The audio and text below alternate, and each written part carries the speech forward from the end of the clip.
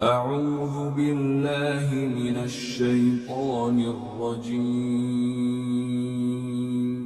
بسم الله الرحمن الرحيم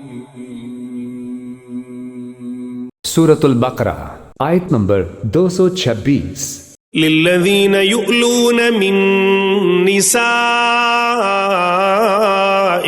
تربص 4 أشهر فإن فاءوا فإن الله غفور رحيم۔ ترجمہ: جو لوگ اپنی بیویوں سے ایلا کرتے ہیں یعنی ان کے پاس نہ جانے کی قسم کھا لیتے ہیں، ان کے لیے 4 مہینے کی مہلت ہے۔ چنانچہ اگر وہ قسم توڑ کر رجوع کر لیں تو بے شک اللہ بہت بخشنے والا بڑا مہربان ہے۔ تفسیر: عربوں میں یہ ظالمانہ طریقہ رائج تھا کہ وہ قسم کھا بیٹھتے تھے کہ اپنی بیوی کے پاس نہیں جائیں گے۔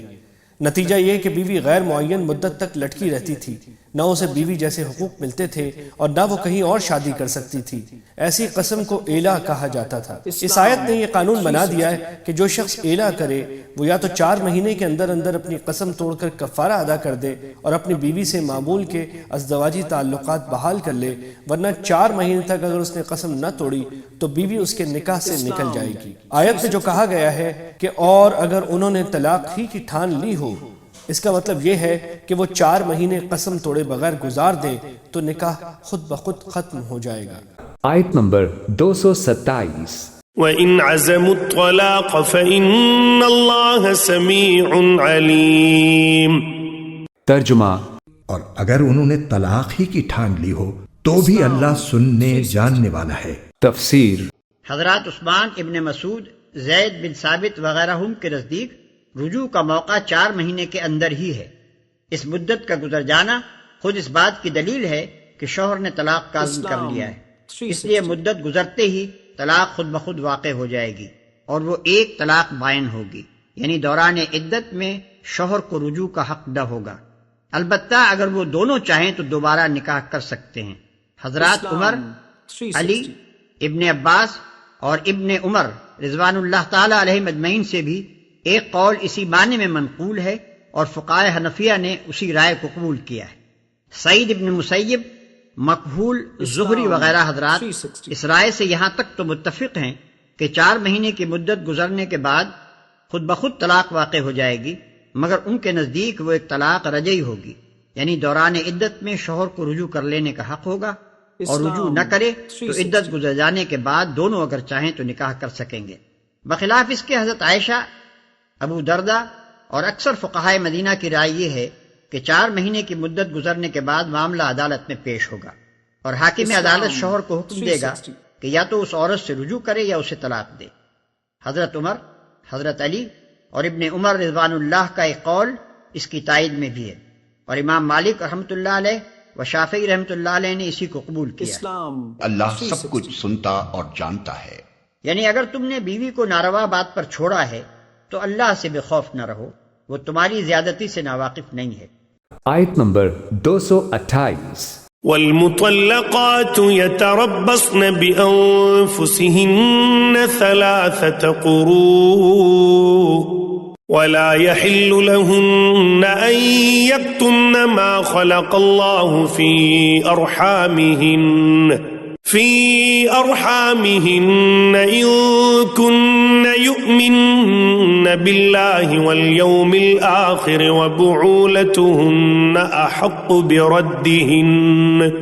أحق بردهن في ذلك إن أرادوا إصلاحا وَلَهُنَّ مِثْلُ الَّذِي عَلَيْهِنَّ بِالْمَعْرُوفِ وَلِلرِّجَالِ عَلَيْهِنَّ دَرَجَةٌ وَاللَّهُ عَزِيزٌ حَكِيمٌ۔ ترجمہ: اور جن عورتوں کو طلاق دے دی گئی ہو وہ 3 مرتبہ حیض آنے تک اپنے آپ کو انتظار میں رکھیں، اور اگر وہ اللہ پر اور آخرت کے دن پر ایمان رکھتی ہوں تو ان کے لیے حلال نہیں ہے کہ اللہ نے ان کے رحم میں جو کچھ حمل یا حیض پیدا کیا ہے اسے چھپائیں، اور اس مدت میں اگر ان کے شوہر حالات بہتر بنانا چاہیں تو ان کو حق ہے کہ وہ ان عورتوں کو اپنی زوجیت میں واپس لے لیں، اور ان عورتوں کو معروف طریقے کے مطابق ویسے ہی حقوق حاصل ہیں جیسے مردوں کو ان پر حاصل ہیں۔ ہاں، مردوں کو ان پر ایک درجہ فوقیت ہے، اور اللہ غالب ہے، حکمت والا ہے۔ تفسیر۔ اس آیت کے حکم میں فقہا کے درمیان اختلاف ہے۔ ایک جماعت کے نزدیک جب تک عورت تیسرے حیض سے فارغ ہو کر نہا نہ لے اس وقت تک طلاق بائن نہ ہوگی اور شوہر کو رجوع کا حق باقی رہے گا۔ حضرات ابو بکر، عمر، علی، ابن عباس، ابو موسیٰ اشعری، ابن مسعود رضوان اللہ تعالی علیہم اجمعین اور بڑے بڑے صحابہ کی یہی رائے ہے، اور فقہائے حنفیہ نے اسی کو قبول کیا ہے۔ بخلاف اس کے دوسری جماعت کہتی ہے کہ عورت کو تیسری بار حیض آتے ہی شوہر کا حق رجوع ساقط ہو جاتا ہے۔ یہ رائے حضرت عائشہ رضی اللہ عنہا، ابن عمر رضی اللہ عنہ اور زید ابن ثابت رضی اللہ عنہ کی ہے، اور فقہائے شافعیہ و مالکیہ نے اسی کو اختیار کیا ہے۔ مگر واضح رہے کہ یہ حکم صرف اس صورت سے متعلق ہے جس میں شوہر نے عورت کو 1 یا 2 طلاقیں دی ہوں۔ 3 طلاقیں دینے کی صورت میں شوہر کو حق رجوع نہیں ہے۔ آیت نمبر 229۔ الطلاق مرتان فإمساك بمعروف أو تسريح بإحسان ولا يحل لكم أن تأخذوا مما آتيتموهن شيئا إلا أن يخافا ألا يقيما حدود الله فإن خفتم ألا يقيما حدود الله فلا جناح عليهما فيما افتدت به تلك حدود الله فلا تعتدوها ومن يتعد حدود الله فأولئك هم الظالمون۔ ترجمہ۔ طلاق زیادہ سے زیادہ 2 بار ہونی چاہیے۔ اس کے بعد شوہر کے لیے 2 ہی راستے ہیں، یا تو قاعدے کے مطابق بیوی کو روک رکھے یعنی طلاق سے رجوع کر لے، یا خوش اسلوبی سے چھوڑ دے یعنی رجوع کے بغیر عدت گزر جانے دے۔ اور اے شوہرو، تمہارے لیے حلال نہیں ہے کہ تم نے ان بیویوں کو جو کچھ دیا ہو وہ طلاق کے بدلے ان سے واپس لو، الا یہ کہ دونوں کو اس بات کا اندیشہ ہو کہ وہ نکاح باقی رہنے کی صورت میں اللہ کی مقرر کی ہوئی حدود کو قائم نہیں رکھ سکیں گے۔ چنانچہ اگر تمہیں اس بات کا اندیشہ ہو کہ وہ دونوں اللہ کی حدود کو قائم نہ رکھ سکیں گے تو ان دونوں کے لیے اس میں کوئی گناہ نہیں ہے کہ عورت مالی معاوضہ دے کر علیحدگی حاصل کر لے۔ یہ اللہ کی مقرر کی ہوئی حدود ہیں، لہذا ان سے تجاوز نہ کرو، اور جو لوگ اللہ کی حدود سے تجاوز کرتے ہیں وہ بڑے ظالم لوگ ہیں۔ تفسیر۔ اس آیت نے ایک ہدایت تو یہ دی ہے کہ اگر طلاق دینی ہی پڑ جائے تو زیادہ سے زیادہ 2 طلاقیں دینی چاہیے، کیونکہ اس طرح میاں بیوی کے درمیان تعلقات بحال ہونے کا امکان رہتا ہے۔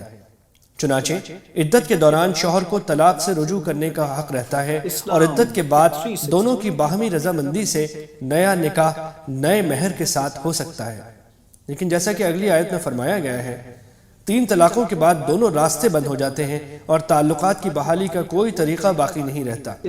دوسری ہدایت یہ دی گئی ہے کہ شوہر طلاق سے رجوع کرنے کا فیصلہ کرے یا علیحدگی کا، دونوں صورتوں میں معاملات خوش اسلوبی سے طے کرنے چاہیے۔ عام حالات میں شوہر کے لیے حلال نہیں ہے کہ وہ طلاق کے بدلے مہر واپس کرنے یا معاف کرنے کا مطالبہ کرے۔ ہاں، اگر طلاق کا مطالبہ عورت کی طرف سے ہو اور شوہر کی کسی زیادتی کے بغیر ہو، مثلا بیوی شوہر کو پسند نہ کرتی ہو اور اس بنا پر دونوں کو یہ اندیشہ ہو کہ وہ خوشگواری کے ساتھ نکاح کے حقوق ادا نہ کر سکیں گے، تو اس صورت میں یہ جائز قرار دے دیا گیا ہے کہ عورت مالی معاوضے کے طور پر مہر یا اس کا کچھ حصہ واپس کر دے، یا اگر اس وقت تک وصول نہ کیا ہو تو معاف کر دے۔